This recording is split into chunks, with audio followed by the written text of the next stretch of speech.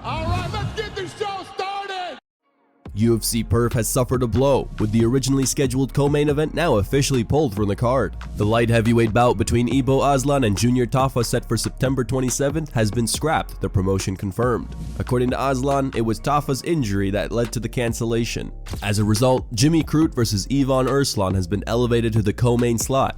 Also, Junior's brother Justin Tafa will be featured on the main card in a battle with Louis Sutherland. In the main event of the night, number 3 ranked Carlos Ulberg will take on number 7 ranked Dominic Reyes in a consequential contest at 205 pounds.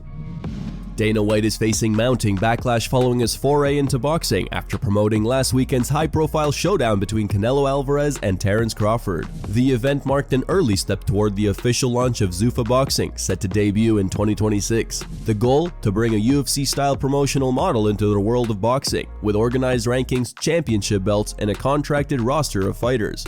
A lot of those plans hinge on the approval of the Muhammad Ali American Boxing Revival Act, a new law proposed in Congress that effectively alters current rules that prevent promoters from serving as managers and protects fighters from exploitative practices when it comes to contracts, salaries, and other key issues involving athletes competing in the sport. UFC veteran Matt Brown, along with several other fighters, believes that law being approved clears the way for a promotion like Zuffa Boxing to potentially put a stranglehold on the sport, especially where the fighters are concerned. Now, Oscar De La Hoya has added his voice to the criticism, openly questioning White's intentions and the impact his entry into boxing could have.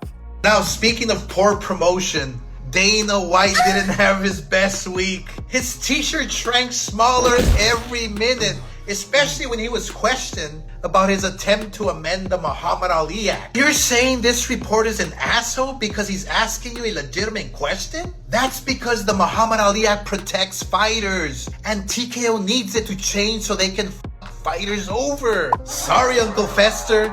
You can't muzzle the boxing media like you do in the UFC. That's right. And after this debacle, he decided to skip the undercard and shows up in the beginning of the main event where he's just watching the UFC on his phone the entire time.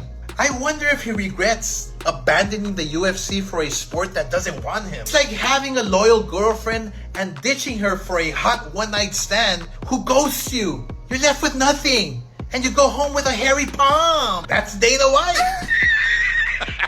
Come on, beater! So remember, kids, you're never a hater if you only speak the facts. Fuck you. Wanderlei Silva is back, but not in the octagon. The MMA legend is returning to competition, but this time in a boxing ring. He'll face retired boxing champion Atzalino Papo Freitas in an exhibition match. Silva was originally booked against longtime rival Vitor Belfort for an official boxing match in the main event of Spaten Fight Night 2 in Sao Paulo, Brazil on September 27th, but Belfort was forced off the card after suffering 2 concussions in training. The bout between Silva and Freitas will now be sanctioned as a special fight by Brazil's National Boxing Council, with 3 ringside judges scoring the action and declaring a winner. The former Pride champion was cutting down to 205 pounds for the Belfort match, but now needs to come under the 95 kilogram limit, 209.4 pounds, to face the experienced boxer in an 8 2-minute rounds. Freitas should be outweighed by nearly 50 pounds, as he plans on entering the ring at 73 kilograms, 160.9 pounds. Arman Tsarukyan went face-to-face with former UFC lightweight champion Benson Henderson ahead of their upcoming grappling match set for Friday, September 19 for the Dynamo Volleyball Arena in Moscow, Russia.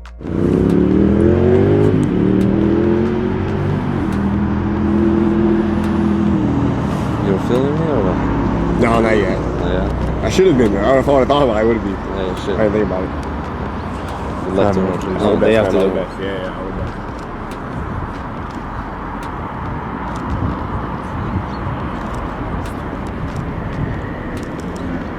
Finish. Thank you, bro. Thank you. Спасибо. Спасибо. Спасибо. During the ACBJJ press conference, Arman was asked which 3 fighters he would choose if he faced 10 tough guys in the US ghetto, and he picked Hamza Chimaev, Khabib Nurmagomedov, and Islam Makhachev. Вот ты с собой кого взял бы? 3 бойцов именно. Вот считай, что у тебя где-то в Америке, в гетто, там против 10 жесткая суета там намечается. Я бы взял однозначно, это первое, это Хамзата. Вот, второго, это Хабиба я бы взял. И третьего Ислама. Former UFC fighter Kevin Lee has shared the staggering cost of post-fight medical care he received in Kansas, revealing that a CT scan and some ibuprofen ended up costing him over $31,000. In a social media post, Lee compared the bill to a similar medical visit in Florida, where he was charged just $420 for the same CT scan and a shoulder x-ray. Okay, maybe somebody on the internet can help me figure this out. After my last fight, which was on 6/20, right, in Kansas, I had to go to the hospital there in Kansas. They did a CT of my face, my head, and my brain, and they gave me some ibuprofen. Why are they trying to charge $31,000 for that? $22,000 just for the CT scans. Almost $9,000 for the emergency room visit, where I was there for an hour and I sat in the hallway. The next day, I go to Florida where I'm living, and they do the same CT scan, right? The exact same one. And they charge a more reasonable $420. They even did an x-ray of my shoulder too. But $420 versus $22,000. $31,000 overall. This hospital actually wired my jaw shut so that I wasn't continuing to damage it. This one, all they did was just give me ibuprofen and send me home. And they charging, I don't even know how much more that is. That's like, I don't even know how much more that is. It's like 400 times more. Somebody help me figure this out. Darren Tillis found himself in yet another heated exchange, this time with UFC welterweight Gilbert Burns. The back and forth began after Burns made comments about Till during a recent episode of his podcast, Show Me the Money. Till versus Luke Rockhold is pure boxing. I don't care. You don't care? Darren Till, bro, I think he's got better hands. I think if it's kickboxing, I'm going Luke Rockhold. You know, how old do you think Darren Till is? I think he's young. But he looks old, right? He looks old. I think he's 31. 31? No way. 31, 32. 32, bro. 32? He's born. But he looks destroyed, right? He looks like 40. Bad, he looks like 40. I think he's the English. Have I said Tommy Shorty's a shithouse, yeah? Oh yeah, Tommy Shorty's a crazy shithouse. You taking Luke Rockhold to beat him? Yeah. In just boxing? Luke Rockhold is 40. Remember Luke Rockhold in just boxing, Mike Perry made him quit. No. That's bare knuckle. I understand, but anyone against Mike Perry and bare knuckle gonna have same thing happen, bro. In response, Till fired back on X, writing, "Please someone tell Gilbert Burns he looks like a crumpled up piece of paper and Renato can't even string a sentence together. I speak better Portuguese than both of them guys. How embarrassing that the country they are from, I am more from that country than them."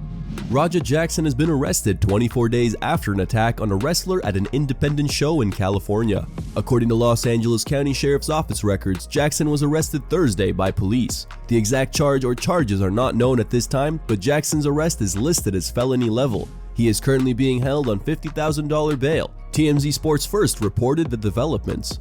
The arrest, of course, stems from a disturbing incident at a Knox Pro wrestling event in LA, where Raja slammed Syko Stu to the mat and then pummeled him with nearly 24 punches as he was unconscious. The wrestler, who had gotten into a spat with Raja just before the event, spent several days in the hospital with numerous injuries, including a fractured maxilla bone.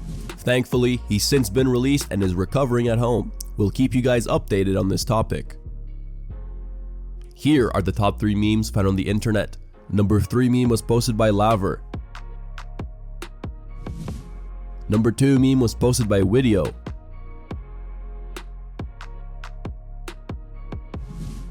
And number 1 meme was posted by Robert.